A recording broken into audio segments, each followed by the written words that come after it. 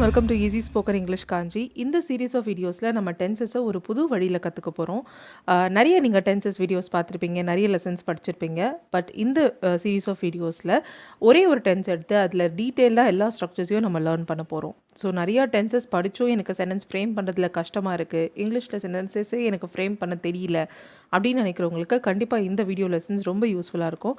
So கண்டிப்பாக உங்களோட support கொடுங்க அண்ட் வீடியோஸை எண்ட் வரைக்கும் பாருங்கள். Now let's get started. So இந்த வீடியோவில் நம்ம எடுத்துருக்கிற tense simple present tense and நம்ம எடுத்துருக்கிற வேர்ப் இஸ் ரைட். இந்த ஒரு வேர்பை வச்சு எப்படி நிறைய டிஃப்ரெண்ட் சென்டென்சஸ் ஃப்ரேம் பண்ணலான்றதை பார்க்க போகிறோம். ஃபர்ஸ்ட் சிம்பிள் ப்ரெசன்ட் டென்ஸ்னால் என்னன்றதை குயிக்காக ரீகால் பண்ணிக்கலாம். ஸோ சிம்பிள் ப்ரெசன்ட் டென்ஸ் வழக்கமாக நடக்கிற செயல்களுக்கு யூஸ் பண்ணுறது. இதோட keywords always, often, usually, sometimes, every day, daily இந்த மாதிரியான வார்த்தைகள் வரும்போது பொதுவாக நம்ம சிம்பிள் ப்ரெசன்ட் டென்ஸ் பயன்படுத்துவோம். இதோடைய ஸ்ட்ரக்சர் ஐவி யூதேக்கு வேர்ப் மட்டும் எழுதுவோம். ஹீ, ஷீ, இட் அப்படின்ற சப்ஜெக்ட்ஸ்க்கு வேர்போட எஸ் சேர்த்தே எழுதுவோம். கரெக்டாக?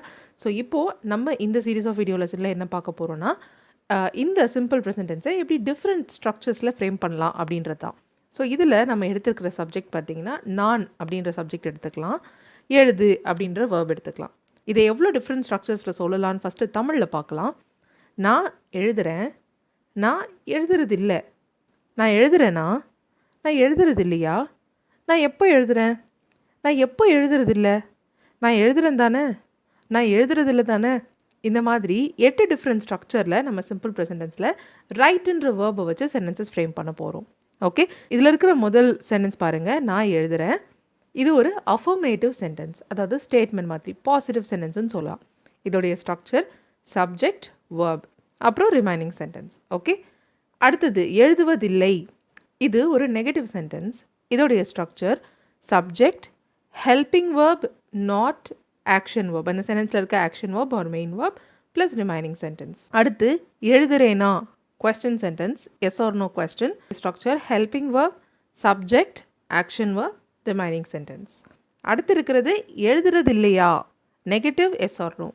இதோட structure helping verb, subject, not action verb, remaining sentence. அடுத்து WH கொஸ்டின், எப்போ எழுதுகிறேன், என்ன எழுதுகிறேன், இந்த மாதிரி என்ன WH கொஸ்டின் வேணால் இருக்கலாம். ஸோ இதோடைய ஸ்ட்ரக்சர் WH வேர்ட், அந்த கொஸ்டின் வேர்டை எழுதிக்கணும் ஃபஸ்ட்டு.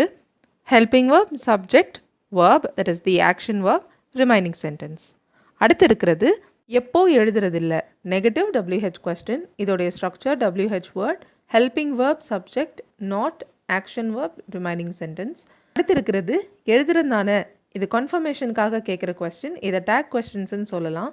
ஸோ இந்த ஸ்ட்ரக்சர் எழுதுறதானே அப்படின்றது ஒரு நெகட்டிவ் டேக் கொஸ்டின். அதாவது முதல்ல இதில் பாசிட்டிவ் சென்டென்ஸ் இருக்கும், that is the affirmative sentence இருக்கும், டேக் இருக்கும். அடுத்தது டேக்குடைய structure first verb, short negative plus subject pronoun. Okay, அடுத்து இருக்கிறது எழுதுறது இல்லை தானே.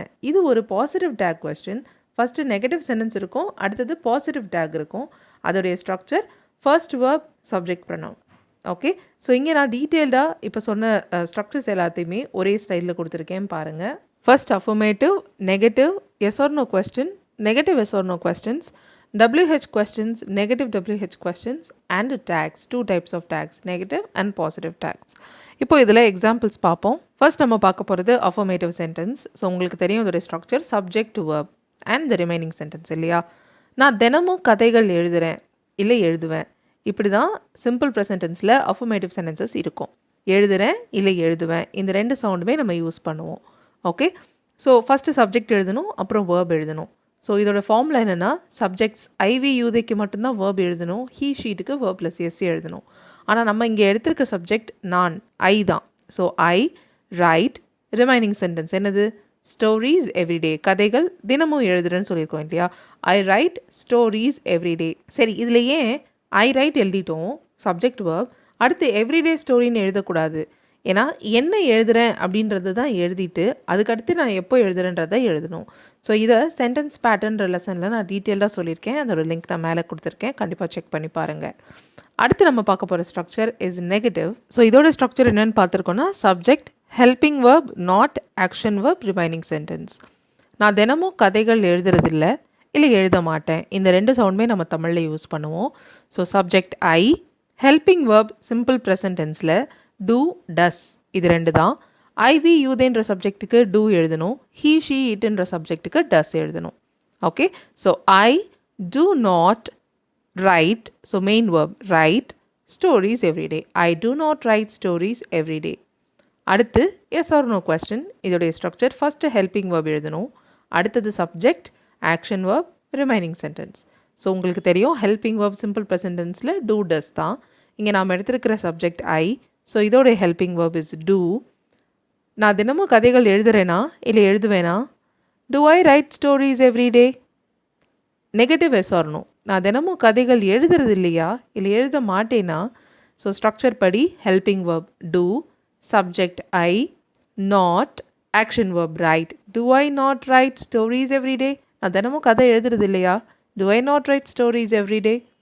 அடுத்தது WH question. நான் தினமும் எப்போ கதை எழுதுறேன் இல்லை நான் தினமும் எப்போ கதை எழுதுவேன்? நான் எத்தனை மணிக்கு எழுதுவேன் தினமும் சொல்லு பார்க்கலாம், அந்த மாதிரி ஒரு கேள்வி.